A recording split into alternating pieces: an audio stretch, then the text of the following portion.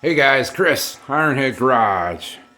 Well, I got that old BigBlock all back together. Yeah, never used them gaskets, them intake gaskets.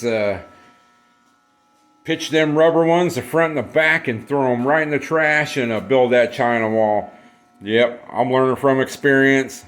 I did it on my 55, built the China wall, and had no oil leaks, no trouble. But this thing's all running again. No oil leaks underneath the bottom of her, so that's killer. I did put in that new oil pressure line. Built me a little curlicue there so it can flex around a little bit. Kind of my little personal touch on my hot rods. Did the same on my gasser. But yeah, she seemed to run pretty good. I actually took the old girl around the block a few times and well, I figured out the 3-speed Saginaw. Yep, she shot. Must have happened when they blew that rear end up out of this thing. They banged gears too hard in her, hot rodding it, and messed that Saginaw 3-speed up. So when I decelerate, it pops out of second gear, and when I shift her into third, she grinds pretty hard. So what a bummer, man. But it was cool to drive it around the block a few times. I got a few thumbs up from the neighbors. They dug it pretty good, so that was what it's about. But as you see over here on the ground, got another transmission for it. Came out of a 68, 69 Camaro Firebird. Got it from my buddy John. And it's been sitting around a few years in his shop. And it's got all the linkage on it. And it's got the Hearst 4-speed shifter on it. It's got a new tail shaft seal. So it should be good to go. Everything looks good. I shifted it through the gears and everything. So I'm going to drain the old fluid out and see what it looks like and put some fresh stuff in it. But that shifter arm on there, you guys remember on this one, this was between your legs, and you had to shift it between your legs, and I couldn't have that, the old guy who built it, but, and I did cut this arm off of here, and I built this piece here, so you can see. Some of you guys have watched, some of you guys haven't, but it made it more in the center, so it's on the outside of your leg for shifting. But this mechanism here for the shifter, it's built on, I think it's a homemade bracket or modified bracket, and it's way over here to the left, away from the tail shaft, so that that Saginaw there, it's right against the tail shaft.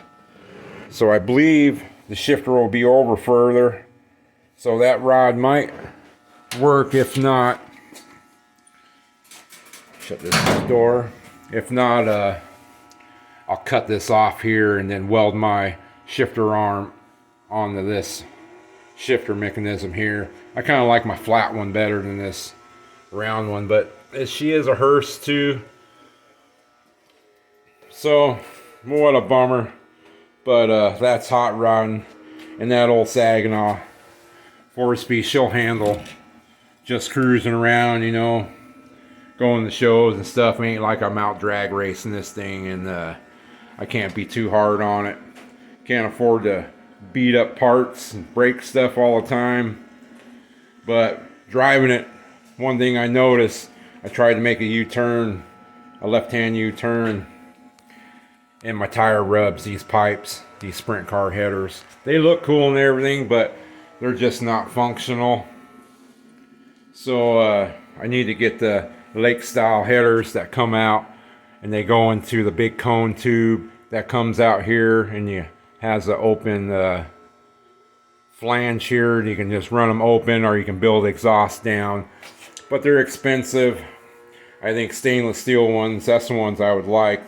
I like that stainless steel look, but I think they're like $400 almost. You can buy just the painted ones, I think for $250 or something. So I'll have to save up and get them. Then I can make some left-hand U-turns if I gotta boogie out of somewhere real quick. If not, I'll have to be backing up. But she sure was fun to drive. This side here, as you guys know, Chevrolet heads back further. on the passenger side, so this wheel clears. Too bad the driver's side wasn't better.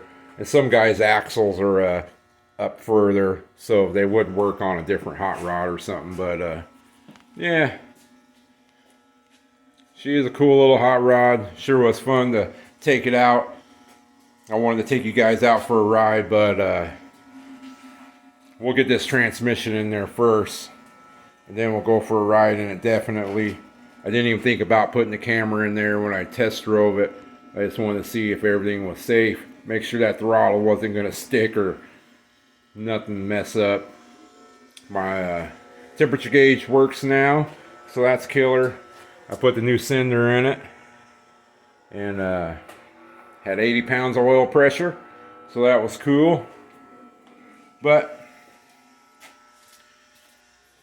we got to put a new transmission in her. Well, a good used one anyway. Good enough for this old hot rod. She'll be fine.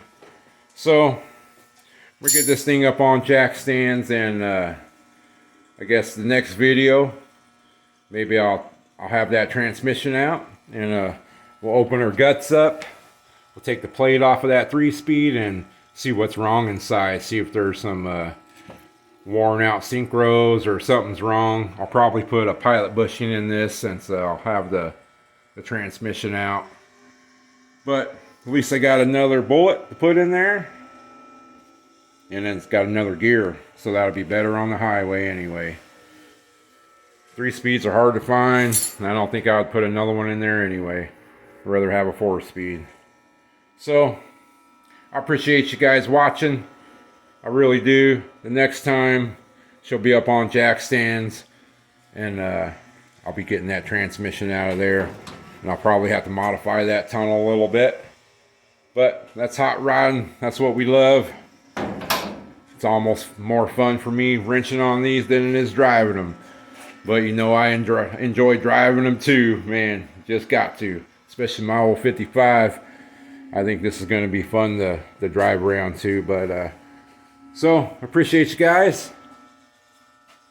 Come back next time. We'll be tearing out a transmission. There's a triple X. Double X. Oh, alright guys. Appreciate you. See you next time.